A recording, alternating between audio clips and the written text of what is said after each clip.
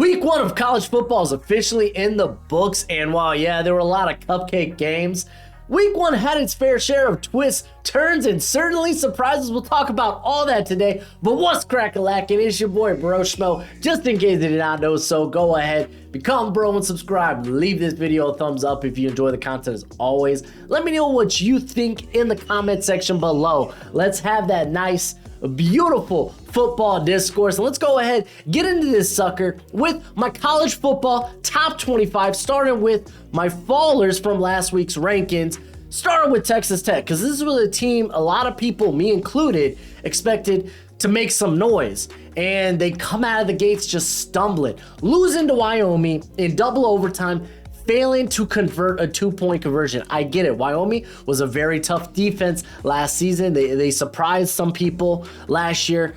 Not the way you want to start if you are the Red Raiders, because now you're at home next week, but it's Oregon coming to town. So not an ideal way to start the year. We're probably not going to be talking about Texas Tech till maybe the second half of the season. See how they rebound, because it is a rough way to start. And then TCU, right? Probably for some people, this was a big surprise. I remember when I turned on the game, I heard the commentators say, oh, Colorado is a 17.5 point underdog. And I was like, oh, I'd bet the pants off of that, because TCU did lose a lot of talent to the NFL last year, but they recruited well. They used the transfer portal well. But I figured, Deion in Colorado, I didn't expect him to win, but I thought they could make it close in Deion's debut here. But there was going to be some, there was going to be some transition. And Deion was like, nah, we're Colorado, and we're here to make some freaking noise. And noise they did make. That was one hell of a game. And they got the better of TCU. Big win for Colorado. We'll talk about them a little bit later in this video, but TCU ends up falling out of my rankings because of it. And then UTSA, my final team to fall out of the rankings. They're making the move from, were they the MAC? Oh gosh, yeah, I think, yeah, they were, yeah, okay. Or were they conference? No, they were Conference USA. I don't know. Tell me in the comment section below. But they make the move to the American Conference, and they actually took on Houston, formerly of the American Conference, now in the Big 12. And Houston was like, hey, we may have left, but, we made a good home here. They win a close one, or Houston wins a close one. And UTSA was a team I did expect to contend for that American Conference title. I think ultimately it's still like Tulane's conference for all intents and purposes. And I think Tulane's actually in the same division as UTSA. Don't quote me on that. But I thought that they were going to start the year out well, because it just kind of shocked me. This was a team that brought back a lot of talent from last season, with really their biggest loss being Zachary Franklin, who's now over with Ole Miss. So yeah, UTSA ended up being a faller for me. Let's go with my 5 teams that just missed it, starting with the Miami Hurricanes, the U, baby, my team. And some people might have a gripe because they're not going to see Texas A&M, spoiler, at all on here. I'm kind of done buying into Jimbo, for at least now. And listen, if the Hurricanes this week lose to Texas A&M, you will see Texas A&M in next week's video, guaranteed. I'm just not willing to buy into it as of yet. But hey, it looks like they got a solid quarterback. He kind of like flashed last year and then comes out in a nice little cupcake game and looked good.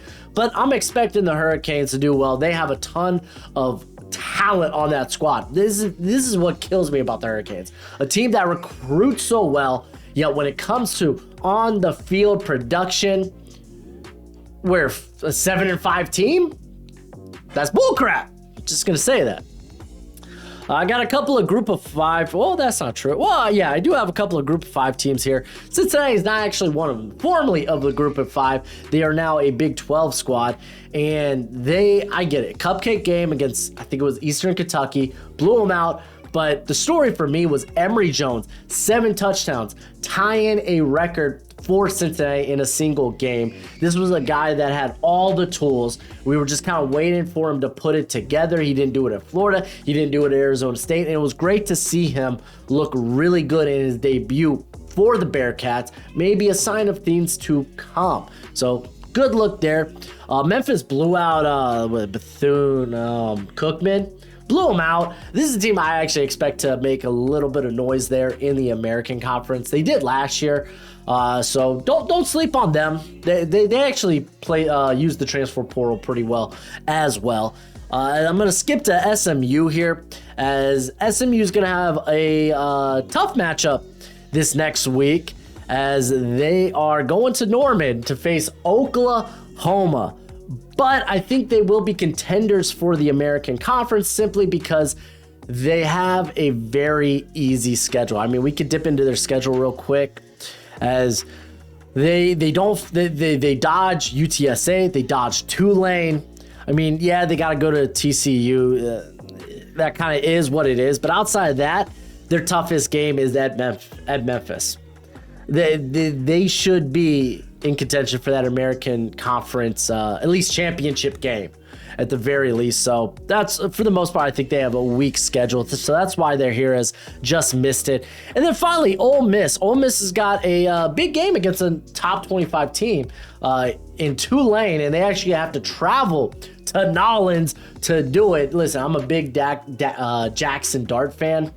This is a team that everyone typically hypes up, and then they kind of let down a little bit.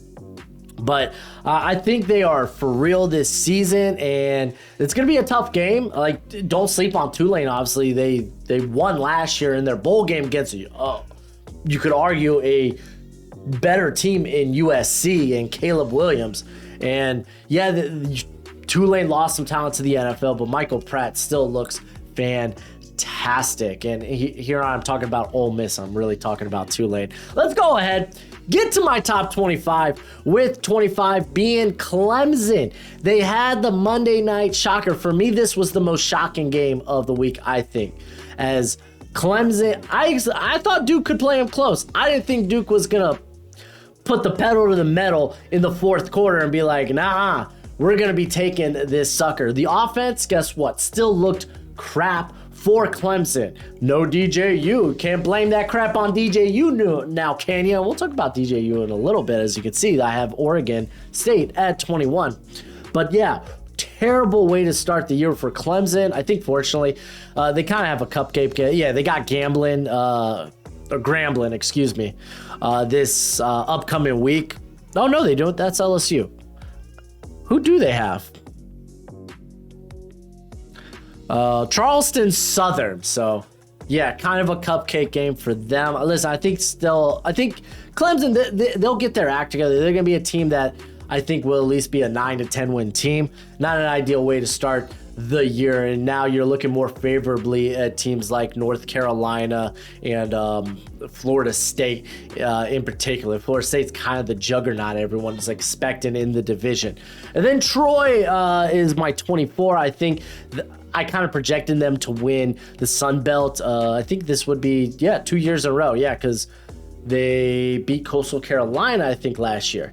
Because they won the tiebreaker over South Alabama. And Troy's got a tough matchup this week. They kind of do. Let me pull it up. Oh, where did my little Troy go? Oh, there it is. It's Kansas State. But I mean, don't sleep on Troy maybe as a potential upset against Kansas State. I'm trying to remember, did Kansas State, it was Tulane they lost to, correct?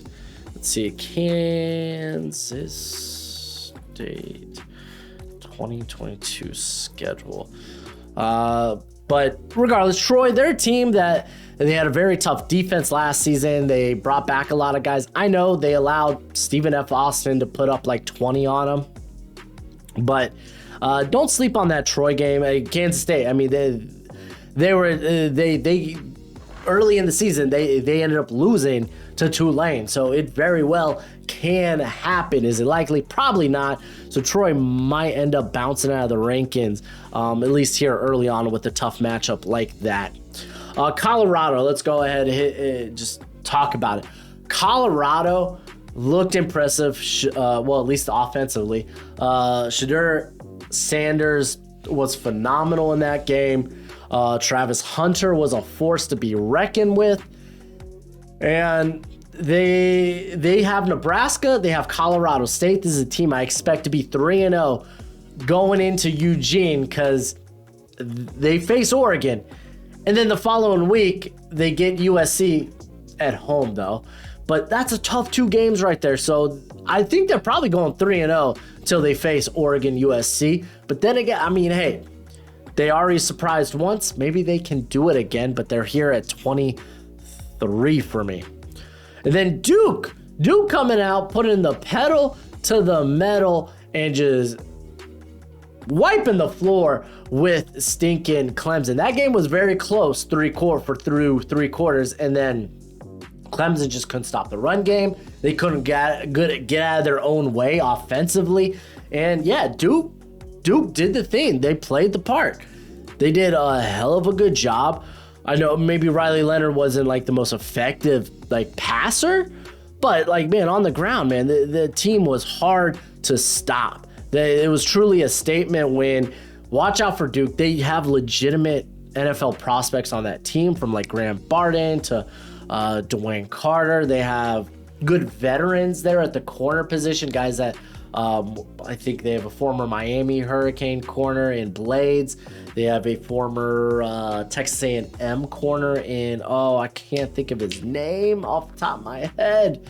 I think it's like Miles Jones, maybe.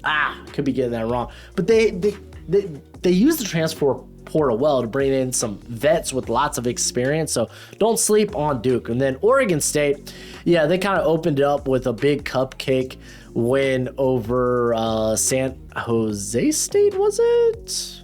I believe it was. Yeah, San Jose State. They basically just mopped the floor with them. The offense looked great. Granted, I mean, the stinking Trojans were coming at it with like a 3-man rush, giving DJU all the time in the world. But DJU looked really good. Were there a few errant like the ball placement wasn't like ideal all the time. Like there was like a screen and a comeback. Like he kind of just like skipped the ball off the ground. But you can definitely see like he looked a lot better. I'm glad to see him in the more of a pro style offense. So don't sleep on Oregon State, man. Much like last season, I think they are going to be making some noise in the Pac-12. That is the motto of the day. Make some noise.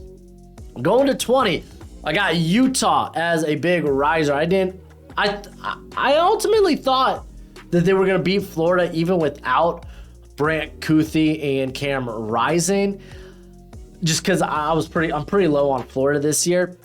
But they were dominant. And then they're going to get their 2 best offensive weapons back. Oh, man, watch out for Utah. They're like, hey, we were the Pac-12 champions last year.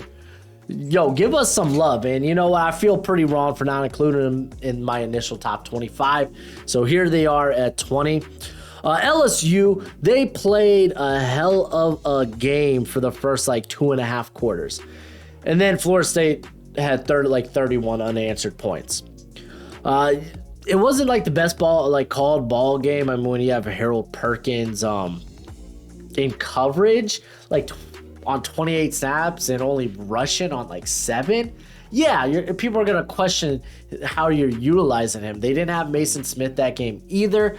LSU's still going to be a tough team, so I don't feel good about taking them out of the top 25. They're going to get some wins here, and they're going to make some noise. Keep in mind, this was a team that made it to the SEC championship game last season. They had some big wins under their belt.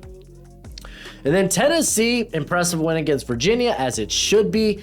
I may be lower on Tennessee because they did lose a lot of talent, but that defense still looked swarming. They got Tyler Barron there. They have James Pierce. The pass rush looked really good. Speaking of pass rush looking really good, North Carolina kind of wiped the floor with South Carolina in the second half. Like, Spencer Rattler was consistently under pressure. Like, there was never a clean pocket for poor Spencer Rattler. And I think more of that probably had to do with how bad South Carolina's offensive line is, but still, nonetheless, defensive line looked impressive. Drake May, he looked fine. Like, he made some big throws. Then there were a couple throws that were like, I don't know why you're throwing like that. Keep in mind, though, he was down his top 2 weapons. One out for the year. Tez Walker, we'll find out if he is going to be eligible to play this year. Hopefully they could get him back. But still, the offense looked really, really good.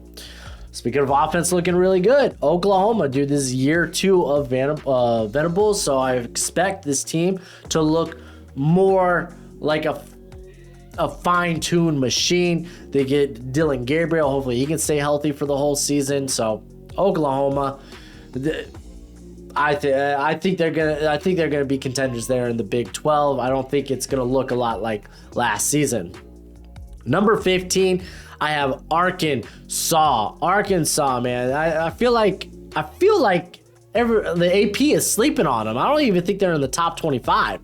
This team brought back KJ Jefferson. They brought back Raheem Sanders. This team is going to make some noise, whether you like it or not. They're going to be making some noise. They ran right over, who was it this week? Western Carolina.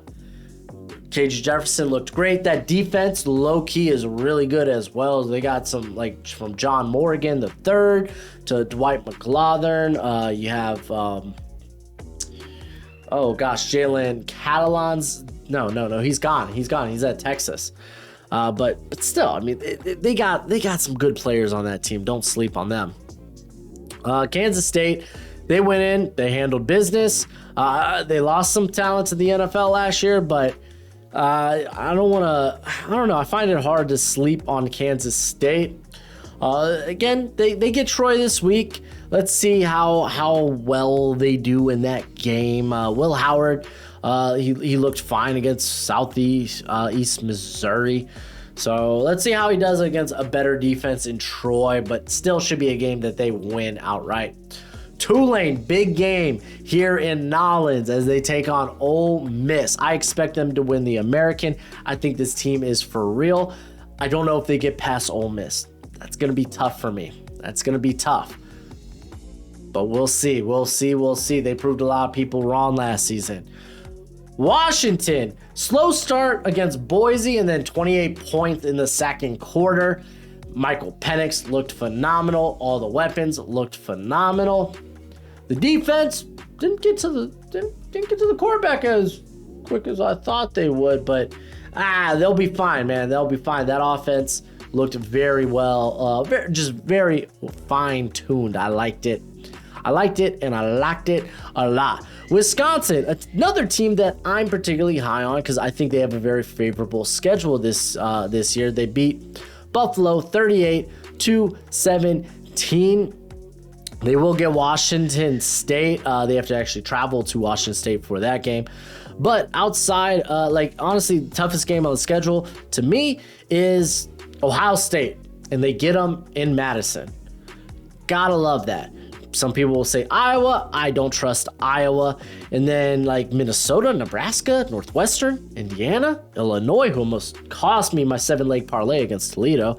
Rutgers, Purdue, no. It's an easy schedule for Wisconsin. They looked impressive. They had both their running backs went over 140 yards, I'd like to say. Let me just confirm that. Yep, both of them cracked 140. You had Malusi going for 157 and Allen going for 141. Both had 2 touchdowns. I don't care how Mordecai looked. Hopefully you get the act together, but this team's gonna... This offense goes through the run game. They have 2 very good running backs there. On to the top 10, Notre Dame. Sam Hartman looks great.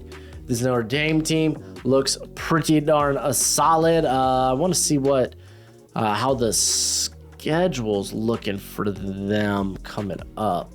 So they got NC State. NC State did have a close one against UConn this past week, but I fully expect Notre Dame to run through them. They got a steam there, looking good. The schedule doesn't rev up until,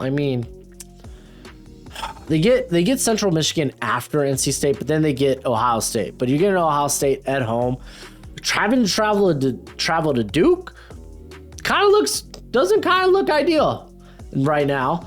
They get USC at home. They do have to travel to Clemson, but again, who are you more afraid of? Having to travel to Clemson or having to travel to Duke?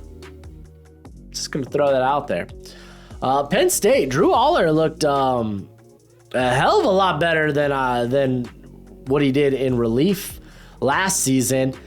It took him a little bit to get going, as they really didn't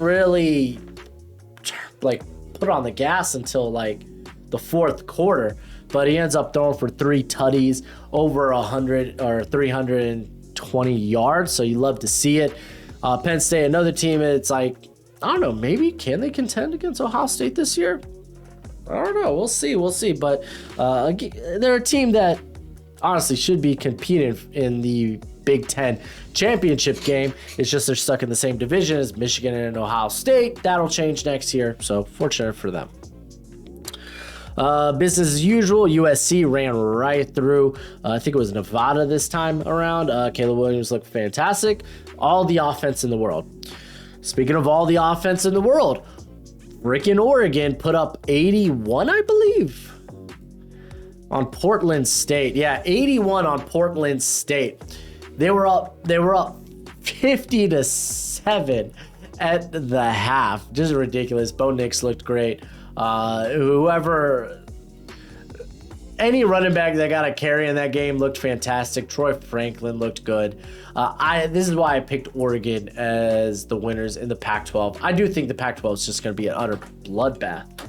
Then at 6, I have Alabama. Big matchup in Tuscaloosa this week with Texas. A lot of people are probably going to be thinking Alabama has the edge here. Alabama honestly has pretty nice schedule. All their tough games are in Tuscaloosa. Really no tough games on the road, but Milroe did look good. Granted, this was, who did they face? Tennessee Martin. But it was important for him to come out, look good going into this Texas game. That's going to be our watch along this week, so join me for that. And let's just get to the top 5 because I have Texas. Texas, you might be like, oh, they didn't look that impressive against Rice. But I mean, this is a game where like, hey, we got to travel to Tuscaloosa next weekend, so we don't want to really hurt anybody. So we'll pull guys a little bit early, or they don't necessarily go out there and show out. Like, I don't know. They still won by 27. I'm not gonna I think it was 27. It was I think it was 37-10. But I'm not just because they only won by just because they didn't look that impressive. It's not like they struggled. Let's check them out here against Alabama. It's going to be a big decider there. Ohio State, I know they didn't exactly look ideal against Indiana, though I will say the defense looked mwah. But offensively, people are being like, okay, is McCord the guy?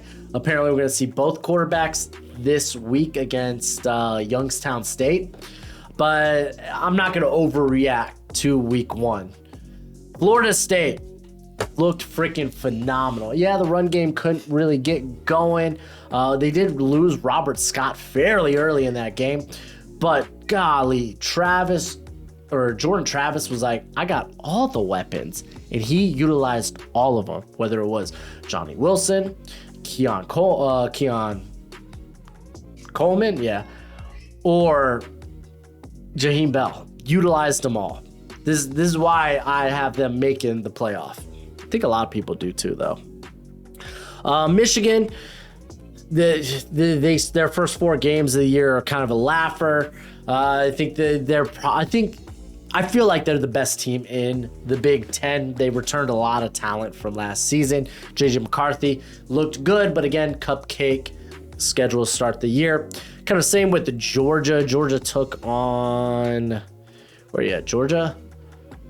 Georgia took on UT Martin. It was actually Alabama faced Middle Tennessee. These Tennessee teams, they got me all messed up. And it's like Middle, Martin, come on. Benefit of the doubt, guys. Benefit of the doubt. Georgia looked good. Carson Beck looked good. it's kind of tough to bet against Georgia. They're like a well-oiled machine. The defense, phenomenal. The offensive line looked good. The run game's always going to be a big component, and they got weapons there. So yeah, Georgia, I got them here at 1. Should be no surprise. But let's go ahead, talk about my top 5 Heisman contenders. Starting with Bo Nix. Looked impressive against Portland State. Only 4 incompletions. I think he's going to probably end up being a day 1, maybe fringe first round draft prospect at the end of this year, but he's a guy with a lot of experience under his belt, and he's looked really good for Dan Lannon. Before we get to number 4, you see Underdog Fantasy under there. Well, if you sign up with promo code BROSCHMO, they'll match your first deposit up to $100 dues if you like weekly fantasy. And best ball, not a better place to play fantasy football than Underdog Fantasy. They even have higher and lower when it comes to like player prop bets. So go ahead, check that out. But as always, bet responsibly. My friends, my number 4 is KJ Jefferson. Listen, I'm not hyping up like Arkansas because I'm a mark for Arkansas. KJ Jefferson is basically like, to me, he is a older, I feel like this isn't a verbatim comparison, but I feel like he is he's like an older Anthony Richardson. He's got the big arm. He's a tank, not necessarily as fast as Richardson, but he is just that type of weapon. He is tough to game plan against. So look out for him, man. Had a great game against Western Carolina, went 18-23 for 146 yards and 4 total touchdowns. I believe it was 2 and 2. 2 passing, 2 rushing. Number 3, I got Shedeur Sanders. Went over the 500-yard mark, 4 tutties against TCU. That's a good secondary there at TCU for what he did. He looked composed. He didn't look. It didn't look like the moment was too big for him, and ultimately they end up winning that game. Was huge. Watch out for Shedeur. Number 2, Michael Penix Jr. Big game against Boise State. 5 touchdowns, 145 or 150, 450 yards. There we go. My bad. So yeah, I think he's going to constantly be in this Heisman discussion. Even Bo Nix as well. But unanimous number 1 in my opinion. It's Caleb Williams. 4 tutties this past week against Nevada. The offense, it's on fire. Caleb Williams, he is your current, I guess you would say, your reigning Heisman Trophy champion. So I think, especially how he's played the first 2 weeks of the year, first 2 weeks, like he played in week 0. The first 2 games, he looks the part. He looks like the best quarterback in college football, but that's just my opinion. But let me know what you think in the comment section below. That's it for the video. Go ahead, do the YouTube thing, but as always, until next time, you be easy, my friends. Later.